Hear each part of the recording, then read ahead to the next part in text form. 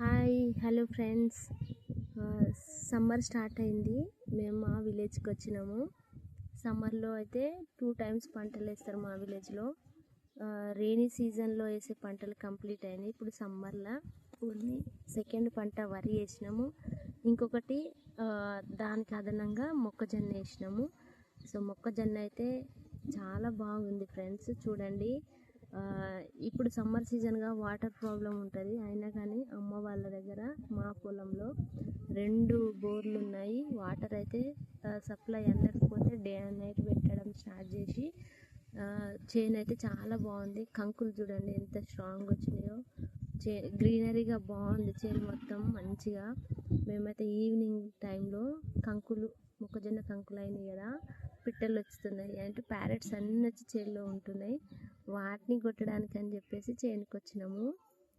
So పిట్టలని అయితే అన్నిటిని మేము అలా అల్లరి చేయడం వల్ల అవన్నీ లేచిపోయినాయి చేనుల నుంచి.